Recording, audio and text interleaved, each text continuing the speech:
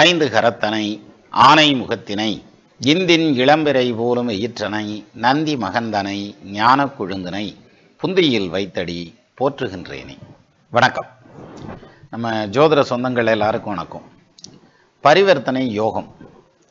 இந்த பரிவர்த்தனை யோகம் அப்படிங்கிறதுல நிறைய கான்ஃப்ளிக்ட்ஸ் இருக்கு. எப்படின்னா, பரிவர்த்தனை யோகம்ங்கிறது என்னங்கிறத பார்ப்போம். அது ஒன்று பார்ப்போம். அடுத்தது பரிவர்த்தனையில் 6, 8, 12ஆம் இட பரிவர்த்தனைகள் மோசமானதா? அதாவது 6க்கு அதிபதி 8ல், 8க்கு அதிபதி 6ல், 12க்கு அதிபதி 8ல், 8க்கு அதிபதி 12ல், இந்த மாதிரி மறைவு ஸ்தானங்களுக்குள்ள பரிவர்த்தனை. இன்னொன்று, திரிகோணாதிபதிகள் அல்லது கேந்திராதிபதிகள்னு சொல்லக்கூடிய பவர்ஃபுல்லான கிரகங்கள் மறைவு ஸ்தானத்தோட பரிவர்த்தனை ஆச்சுன்னா அது பாதிக்குமா? அப்படி ஒன்று. இன்னொன்று இந்த பரிவர்த்தனை யோகம் அப்படிங்கிறது எந்த அளவுக்கு பிரயோஜனமாக இருக்கும் ஒருத்தருக்கு. ஒரு ஜாதகத்தில் பரிவர்த்தனை யோகம் இருந்தால் அது சிறப்பாக இருக்குமா அப்படிங்கிறத, இந்த பரிவர்த்தனையில் எத்தனை பரிவர்த்தனைகள் இருந்தால் நல்லாயிருக்கும், இல்லது ஒரு பரிவர்த்தனை இருந்தாலே நல்லா இருக்குமா அப்படிங்கிற மாதிரியான விஷயங்களை டீட்டெயிலாக நம்ம இதில் பார்க்கலாம். முதல் பாயிண்ட்டு, பரிவர்த்தனை யோகம் அப்படின்னா என்னன்னு தெரியணும். அதுவே தெரியாமல் நம்ம பேசிகிட்டு இருக்க முடியாதுல்ல. நம்ம எல்லாத்துக்கும் தெரிஞ்ச விஷயந்தான். பட் இருந்தாலும் அதை இன்னும் கொஞ்சம் தெளிவாக தெரிஞ்சுக்கலாம் இல்லையா? ஒன்றும் தப்பு இல்லை. அந்த வகையில் பாருங்கள், இப்போ லக்னம் அப்படின்னு எடுத்துக்கிட்டால், ஃபார் எக்ஸாம்பிள் தனுசு லக்னம் வச்சுக்கோங்க. லக்னம் தனுசு லக்னம். இப்போ இதில் பரிவர்த்தனை யோகம் அப்படின்னு எடுத்துக்கிட்டால், சுக்கிரன் உச்சமாகி நிற்கிறார், குரு துலா ராசியில் நிற்கிறார், இப்படி வச்சுக்கலாம். இப்போது இது பரிவர்த்தனையில் இருக்குது அப்படின்னு அர்த்தம். எது? சுக்கிரனும் குருவும் பரிவர்த்தனையில் இருக்காங்க. இதில் சுக்கிரன் 11ஆம் இடத்ததிபதி, அதே மாதிரி குரு லக்னாதிபதியும் கூட ப்ளஸ் 4ஆம் இடத்ததிபதி. இவங்க ரெண்டு பேரும் ஒருத்தர் வீட்டில் ஒருத்தர் மாதிரி உட்காந்துருக்காங்க. அதாவது துலா வீட்டில் சுக்கிரனும், இதில் மீன வீட்டில் குருவும் உட்காந்துருக்கணும். அப்படி இருந்தால் அது ஆட்சி. இவங்க ஒருத்தர் வீட்டில் ஒருத்தர் மாதிரி உட்காந்துருக்கனால இது பரிவர்த்தனை யோகம்னு பேர். இந்த பரிவர்த்தனை யோகத்தில் பலன் எடுக்கிறப்ப நம்ம எப்படி எடுத்துக்கணும் அப்படின்னா, நீட்டாக சுக்கிரனை தூக்கி நீங்கள் துலாத்தில் வச்சுக்கலாம், குருவை தூக்கி மீனத்தில் வச்சுக்கிட்டு பலன் எடுத்தீங்கன்னா இந்த பலன் கரெக்டாக வரும். சரியா? அதாவது சுக்கிரன் பரிவர்த்தனை யோகத்தில் குருவோடு இருக்கிறதுனால அந்த கிரகத்தை அது வீட்டில் வச்சுக்கிட்டிங்கன்னா ரொம்ப எளிமையாக நமக்கு பலன் எடுக்கிறதுக்கு ஈஸியாக இருக்கும். ஆனால் நம்ம பலன் எடுக்கிறது இப்படி எடுக்கிறோமே தவிர, பார்வைகள் அப்படின்னு எடுத்துக்கிட்டால் அந்த பார்வைகள் எல்லாம் அந்த கிரகம் எந்த இடத்துல இருக்கோ அந்த இடத்துல தான் பார்வைகளை அதிலிருந்து தான் எடுத்துக்கணும். பரிவர்த்தனை ஆனதுக்கப்புறமும் பார்வையை அங்கேருந்து எடுத்துக்கக்கூடாது அப்படிங்கிறது தான் இதுக்கான கணக்கு. இது எப்படி எடுத்துக்கலாம் அப்படின்னா, இப்போ பாருங்கள், இதே பரிவர்த்தனைக்கு எடுத்துக்கிடுவோம். இப்போ சுக்கிரன் உச்சம் பெற்ற நிலையில் நிற்கிறார், குரு துலாத்தில் உட்காந்துருக்கார். இப்போ குரு பார்வை அப்படின்னு எடுத்துக்கிட்டால், துலாத்திலிருந்து குரு கும்பத்தை பார்க்குறார், மேஷத்தை பார்க்குறார், மிதுனத்தை பார்க்குறார், இப்படி 3 இடத்த பார்க்குறார். ஆனால் இப்போ பரிவர்த்தனையில் மீனத்தில் தூக்கி வச்சுட்டு அதிலிருந்து குரு பார்க்குறாரு அப்படின்னு எடுக்கக்கூடாது. ஆனால் அதே சமயத்தில் குரு அந்த இடத்துல ஆட்சியாக இருந்தால் என்ன பலன் கொடுக்கணுமோ அந்த பலனை கொடுத்துருவார், எய்தர் குரு தசையில். இன்னொன்று, சுக்கிர தசை நடந்துச்சுன்னா சுக்கிரனை துலாத்தில் கொண்டு வச்சுக்கணும் 11ஆம் இடத்துல. அவர் 11ஆம் இடத்துல என்னென்ன பலன்கள்லாம் ஆட்சியானா பண்ணுவாரோ அதெல்லாம் பண்ணிடுவார். அது மட்டும் இல்லாமல் சுக்கிரனுக்கான பார்வை அப்படின்னு எடுத்துட்டா உச்சம் பெற்ற இந்த சுக்கிரன் கன்னி ராசியை பார்க்குறார் அப்படிங்கிற பாயிண்டில் தான் எடுத்துக்கணும். இதுதான் இதில் முக்கியமான விஷயம். சரி, இப்போ இந்த பரிவர்த்தனை யோகம் அப்படிங்கிறது ரொம்ப பிரமாதமானது ஒரு யோகம், ரைட்டா? இப்போ இதில் என்ன குழப்பம் வரும் நமக்கு அப்படின்னா, 6, 8, 12 பரிவர்த்தனைகள் யோகத்தை கொடுக்குமா அப்படிங்கிறது கேள்வி. இப்போ செவ்வாய் கடகத்தில் நீசமாகி விட்டார், சந்திரன் விருச்சகத்தில் நீசமாகி விட்டார், லக்னம் தனுசு லக்னம், இப்படி வச்சுக்கிடுவோம். இப்போ இது 6, 8, 12 அதிபதிக்குள் உள்ள நடக்கக்கூடிய பரிவர்த்தனை. அதாவது 8ஆம் இடத்த அதிபதி 12வது வீட்லையும் 12வது வீட்டு அதிபதி 8வது வீட்லையும் உட்காந்துருக்காங்க. இப்படி தீய பரிவர்த்தனை அப்படின்னு நம்ம ஒரு யோசனையில் இருப்போம். ஜோதிடத்தில் அப்படி ஒரு யோசனை உண்டு. ஆனால் ஆக்சுவலாக அப்படி கிடையாது. சார், பரிவர்த்தனைன்னு சொன்னானே, இதுனா பரிவர்த்தனை தோஷம் அப்படின்னு ஏதாவது கேள்விப்பட்டிருக்கீங்களா? இல்லை. பரிவர்த்தனைன்னு கூட இல்லை, பரிவர்த்தனை யோகம்னு தான் சொல்லியிருக்கான். அதனால் எந்த கிரகம் எங்கே பரிவர்த்தனை ஆனாலும் சரி, அவர் 6ஆம் இடத்ததிபதி, 8ஆம் இடத்ததிபதி, 12ஆம் இடத்ததிபதி அவங்களுக்குள்ள பரிவர்த்தனை ஆகிக்கிறாங்க, பிரச்சனையே இல்லை. சார், இப்போ அடுத்த பாயிண்ட்டுக்கு போகலாம். மறைவு ஸ்தானாதிபதிகள் அவங்களுக்குள்ள பரிவர்த்தனை ஆனால் பிரச்சனை இல்லைன்னு சொல்லிட்டேன். 6, 8, 12 அதிபதிகள் அவங்களுக்குள்ள பிரச்சனை ஆகிட்டா எதுவும் பஞ்சாயத்து இல்லை. சரி, 1, 4, 7, 10 கேந்திராதிபதிகள் இல்லையா? இந்த கேந்திராதிபதிகள் தங்களுக்குள்ள பரிவர்த்தனையில் இருக்காங்கன்னு வச்சுக்கிருவோம். ஒரு எடுத்துக்காட்டுக்கு எப்படி வச்சுக்கலாம்? அதே தனுசு லக்னத்தை வச்சுக்கலாம். இதை எப்படி எடுத்துக்கலாம் அப்படின்னா, சிம்பிளா புதன் வந்து இதில் இருக்காருன்னு வச்சுக்கிருவோம், நீசமாக இருக்கிறார். குரு வந்து மிதுனத்தில் உட்காந்துருக்கார். இப்போ இது பரிவர்த்தனை, லக்னம் தனுசுன்னு வச்சுக்கிருவோம். இப்போ கேந்திராதிபதிகள் தங்களுக்குள்ள பரிவர்த்தனை ஆகியிருக்காங்க. இது தோஷமா யோகமா அப்படின்னாக்க, நான் தான் சொல்லலையா, பரிவர்த்தனை தோஷம்னு ஒன்றும் கிடையாது, இதுவும் பரிவர்த்தனை யோகம். அப்போ இந்த தசை நடக்கிறப்ப எப்படி பலன் எடுக்கணும் அப்படின்னா, புதன் வந்து கன்னியை பார்க்குறாருன்னு பலன் எடுத்துக்கங்க, குரு வந்து துலாத்தை, தனுசை, கும்பத்தை பார்க்குறார் அப்படின்னு பலன் எடுத்துக்கோங்க. ஆனால் அதே சமயத்தில் இந்த கிரகஸ்தான பலத்தை பற்றி பேசுகிறப்ப, இங்கே குரு தசை நடந்தால் குரு 4ஆம் இடத்துல ஆட்சி பெற்ற நிலையில், மீனத்தில் ஆட்சி பெற்ற நிலையில் நின்னா என்னென்ன நடத்துமோ அத்தனையும் கொடுத்துருவார். வீடு வாசம் வாங்கி கொடுக்கறது, தாயாருக்கு நீடித்த ஆயுள் கொடுக்கறது, சொத்து சுகம் வாங்கி கொடுக்கறதுங்கிறது, இது மாதிரியான பல பலன்களை பாசிட்டிவாக செஞ்சிருவார். அதே இது புதன் வந்து 7ஆம் பாவத்தில் ஆட்சி ஆவார். அப்போ புதன் ஆட்சியாக என்ன பண்ணுவார்? புத்திசாலித்தனத்தை கொடுப்பார், பொருளாதாரத்தை கொடுப்பார், வெளிநாட்டு பிரயாணத்தை கொடுப்பார், வீட்டுக்கார அம்மா கூட சண்டையும் கொடுப்பார். புதன் அங்கே இருந்தால் அத்தனை செய்யணும்.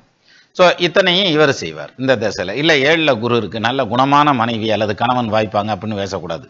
இந்த பரிவர்த்தனை யோகம் இருக்கிறதுனால புதன் தசை நடந்தது, குரு தசை நடந்தால் விட்டலாம், புதன் தசை நடந்ததுன்னா கண்டிப்பாக அந்த குடும்பத்தில் பிரச்சனையாகும். ஈவன் பரிவர்த்தனை யோகம் இருக்குது. ஆனால் மற்ற வகையில் எல்லாத்துலேயும் யோகமாக இருக்கும் சார். வெளிநாட்டு பிரயாணம், சொத்து சுகம் சேர்க்க, வீடு வாசல் சம்பாதிக்கிறது, பிஆர் வாங்குறது, ஜிசி வாங்குறது, இஏடி வாங்குறது, I-140 வாங்குறது எல்லாமே நடக்கும். ஆனால் மிஸ் அண்டர்ஸ்டாண்டிங் அப்படிங்கிறது தவிர்க்க இயலாதது. அப்புறம் ஏதாவது வேகமாக போகல, கண்ணில் தண்ணி வரும் இல்லையா, கண்ணாடி முன்னாடி போட்டுக்கிட்டு தானே வரும், அந்த மாதிரி தான். சரி, இப்போ இந்த பரிவர்த்தனை யோகம் கேந்திராதிபதிகளுக்குள்ள நடந்தால், திரிகோணாதிபதிகளுக்குள்ள நடந்தால் அதுவும் இதே மாதிரி தான். 1, 5, 9ங்கிறது திரிகோணஸ்தானம். இந்த 1, 5, 9ல் ஒருத்தருக்கு ஒருத்தர் மாறி உட்காந்துருக்காங்கன்னு வச்சுங்க, அதுவும் யோகமாகத்தான் பேசும். எப்படி? இப்போ பாருங்க, நம்ம அதே லக்னத்தை வச்சுக்கிருவோம். திரிகோணாதிபதிகள் அப்படின்னு எடுத்துக்கிட்டா, இப்படி வச்சுக்கிட்டா திரிகோண பரிவர்த்தனை. எப்படி? இல்லை, இப்படி வராது. செவ்வாய் வந்து சிம்மத்தில் இருக்கார் அப்படின்னு வச்சுக்கிருவோம். சூரியன் வந்து மேஷத்தில் இருக்கார் அப்படின்னு வச்சுக்கலாம். சரியா? இப்போ இந்த சூரியனும் செவ்வாயும் பரிவர்த்தனை யோகத்தில் இருக்காங்க. இதில் என்ன பியூட்டினா, ஒரு திரிகோணாதிபதி இன்னொரு திரிகோணாதிபதியோட பரிவர்த்தனை ஆகிறார். அப்போ இந்த இடத்துல சூரியனுக்கு உச்ச பலன் உண்டு, பரிவர்த்தனை ஆனதுக்கப்புறம் சூரியனுக்கு ஆட்சி பலம் உண்டு, இது இல்லாமல் செவ்வாய்க்கும் ஆட்சி பலம் உண்டு. இப்போ செவ்வாய் தசை நடந்தால் நல்லா இருக்குமா? நல்லா இருக்கும். சூரிய தசை நடந்தால் நல்லா இருக்குமா? நல்லா இருக்கும். ஏன்னா அந்தந்த ஸ்தானத்தில் ஆட்சி பெற்ற நிலையில் நின்னா என்ன பலன் கொடுக்கணுமோ அத்தனை பலன்களையும் கொடுத்துருவாங்க. இப்போ தான் பஞ்சாயத்தான பரிவர்த்தனைக்கு போகிறோம். அதாவது எப்படின்னா, சனி வந்து கடகத்தில் இருக்கார், அதே தனுசு லக்னம் வச்சுக்கிருவோம். சனி கடகத்தில் இருக்கார், சந்திரன் வந்து மகரத்தில் உட்காந்துருக்கார், ராசி மகர ராசி. இப்போ இது நல்ல பரிவர்த்தனையா? எது? 8ஆம் இடத்ததிபதி 2ஆம் இடத்தில் இருக்கிறார், 2ஆம் இடத்ததிபதி 8ஆம் இடத்தில் இருக்கிறார். இப்போ இந்த பரிவர்த்தனை சரியான பரிவர்த்தனையா அப்படின்னா இல்லை, இது தவறான பரிவர்த்தனை. அதாவது தீய கிரகங்கள் வந்து 2ஆம் இடத்துல வந்து உட்காரக்கூடாது, இங்கே உட்காந்துருக்கார், அப்போ இது பஞ்சாயத்தாகும் அப்படிங்கிற ஒரு முடிவுக்கு வரக்கூடாது. சரியா?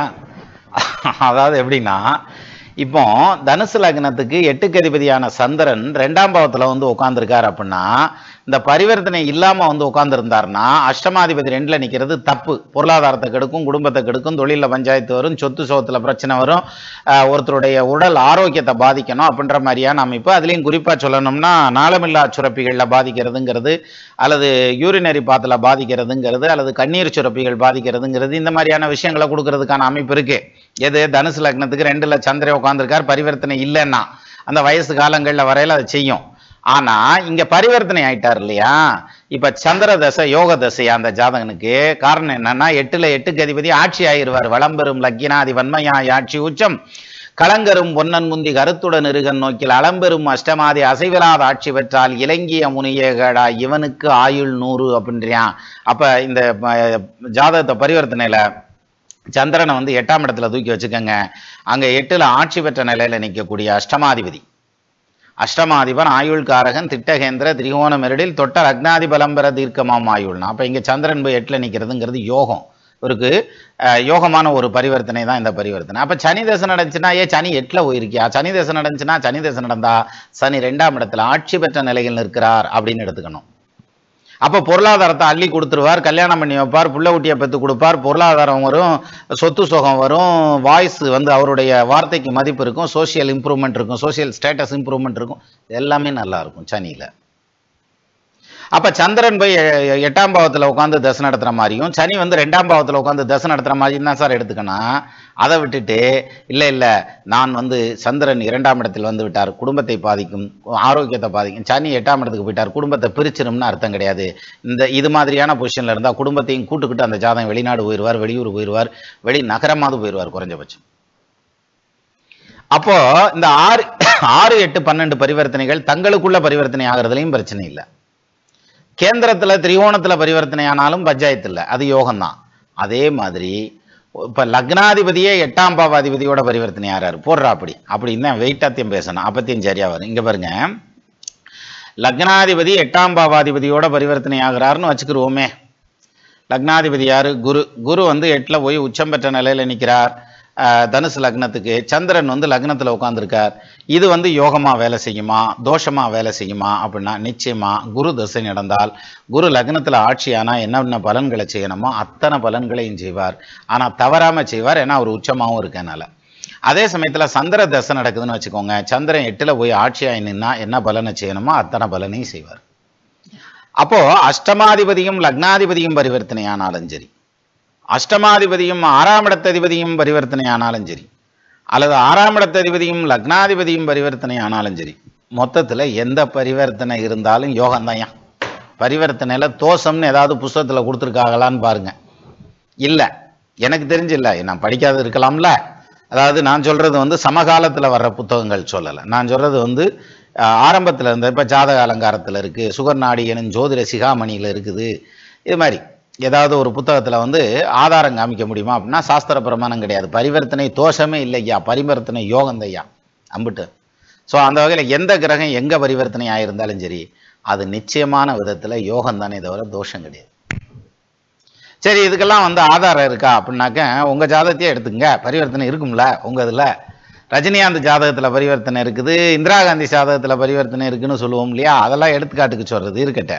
இப்போ உங்கள் ஜாதகத்தையே எடுத்துக்கிறங்க, அதில் பரிவர்த்தனை இருக்கா அப்படின்னு பாருங்கள். இருக்கும், ஏதாவது ஒரு ஜாதகத்தில் பரிவர்த்தனை இருக்கும், உங்கள் ஃபேமிலியில் இருக்க ஜாதகத்தில் கூட இருக்கலாம். இருந்துச்சுன்னா பாருங்கள், அந்த ஆதிபத்தியம் கெட்டு போச்சான்னு பாருங்கள், கெட்டிருக்காது. சரியா? இன்னும் சொல்லணும்னா இதை நானும் ஒரு ஆதாரம் கொடுக்குறேன் பாருங்க. இப்போ பார்ப்போம், ஒரு எக்ஸாம்பிள் ஜாதகத்தை எடுத்துக்கிறோம், அப்போ தானே கரெக்டாக வரும். சரி, இப்போ இந்த ஜாதகர் பிறந்தது 2005ஆம் ஆண்டு நவம்பர் மாதம் 17ஆம் தேதி 6:35 PM ஈவினிங் டைமில். இதில் பரிவர்த்தனை யோகம் இருக்கா அப்படின்னு பாருங்க சார். பரிவர்த்தனை யோகம் இருக்கா? குருவும் சுக்கிரனும் பரிவர்த்தனை ஆகுறாங்களா? சரி, இப்போ குரு எங்கே உட்காந்துருக்காரு? துலா வீட்டில். சுக்கிரன் எங்கே உட்காந்துருக்காரு? குருவுடைய வீடான தனுசுல உட்காந்துருக்காரு. அப்போ 2 பேரும் பரிவர்த்தனை ஆகிறாங்க. இப்போ பாருங்க, இந்த ஜாதகத்தினுடைய பரிவர்த்தனை ஏதாவது ஒரு விதத்தில் இந்த ஜாதகரை பாதிக்குமா? ஏன்னா 8ஆம் இடம்ங்கிறது ஆயுள் ஸ்தானம். அவர் ரோகஸ்தானத்தில் உட்காந்துருக்காரு. ரோகஸ்தானம், கடன், சத்துரு, ரோகம், அது என்ன சொல்லுவாங்களே, கடன், நோய், விபத்தா ஏதோ சொல்லுவீங்கல்ல, அந்த கணக்கில் 6ஆம் இடத்ததிபதி 8ல் போய் உட்காந்துருக்காரு. பூரா கட்டுப்போச்சு, அப்படித்தான், ஒன்றுத்துக்கு ஆகாது இந்த ஜாதகம். அப்படி போக முடியாது. சரி, இங்கே பாருங்க, இப்போ இந்த பரிவர்த்தனை இல்லாமல் குரு 8ல் இருக்காரு, குரு 6ஆம் பாவத்துக்கு வந்துட்டாருன்னு வச்சுக்கோங்க, பரிவர்த்தனை கிடையாது. குரு 6ஆம் இடத்துல இருக்காருன்னா, குரு தசை நடந்ததுன்னா அவருக்கு நோய் நொடிகளுடைய தொல்லைகள் வரும், இல்லைன்னு இல்லை. அதே மாதிரி இப்போ சுக்கிர தசை நடக்குது, ஆனால் இந்த பரிவர்த்தனை கிடையாது. அந்த சுக்கிரன் தனுசுல உட்காந்துருக்காரு அப்படின்னா அவருக்கு நீர்த்தாரையில் பிரச்சனைகள் வர்றதுங்கிறது, கண் சம்பந்தப்பட்ட தொல்லைகள் வர்றதுங்கிறது, இது மாதிரியான பிரச்சனைகளை கொண்டு விடும். அல்லது பெண்கள்னால கோர்ட்டு கேஸு வம்பு வழக்குன்னு போகிறதுக்கான அமைப்பெல்லாம் கொண்டு விடும், இல்லைன்னு சொல்ல முடியாது. ஆனால் இங்கே பரிவர்த்தனை ஆயிடுச்சியா? பரிவர்த்தனை ஆனதுனால சுக்கிரன் 6ஆம் இடத்துல ஆட்சி ஆகிறார், குரு 8ஆம் இடத்துல ஆட்சி ஆகிறார். அப்போ குரு தசை நடந்துச்சுன்னா 8ல் குரு ஆட்சி பெற்ற நிலையில, 8ல் 8க்கு அதிபதி எந்த கிரகமா இருந்தாலும் ஆட்சி பெற்று நின்னா அது எப்பேற்பட்ட யோகம்? வளம்பெறும் லக்கினாதி வன்மையா ஆட்சி உச்சம், களங்கரும் பொன்னன் முந்தி கருத்துடன் இருகன் நோக்கில் அளம்பெரும் அஷ்டமாதி அசைவிலாத ஆட்சி பெற்றால் இலங்கிய முனிய கேளா இவனுக்கு ஆயுள் 100ங்கிறான். அப்போ ஆயுசு வளத்தை நல்லபடியாக கொடுத்து வச்சிரும், அது யோகமாக வேலை செய்யும். 6ஆம் இடத்த அதிபதி தசை நடக்குதுன்னு வச்சுக்கோங்க. இப்போ இதே பரிவர்த்தனை ஜாதகத்தில் ரிஷப லக்னத்துக்கு 8க்கு உண்டான குரு தசை நடந்தா குரு 8ல இருந்தா என்ன பலனோ அதான். அதே மாதிரி 6க்கு உண்டான சுக்கிரன் தசை நடந்தாருன்னு வச்சுங்களேன், இங்க ரோகம் வந்துரும்னு சொல்லக்கூடாது. இந்த ஜாதகத்துக்கு வராது. ஏன் வராது? லக்னாதிபதியும் அவரே. லக்னாதிபதி, பஞ்சமாதிபதி, பாக்கியாதிபதி பாதகம் பண்ண மாட்டார். அப்ப சுக்கிரன் போய் 6ஆம் பாவத்துல உட்காந்துருக்காருல, ஆட்சி பெற்ற நிலையில நிக்கிறாருல, அவரால் நெகட்டிவ் வராது. இன்னும் சொல்லணும்னா கேஸ் இருந்தா ஜெயிப்பாங்க, நோய் இருந்தா தீரும், ஆப்ரேஷன் தேவைப்படும்னாங்கன்னா தேவைப்படாதுன்றவாங்க.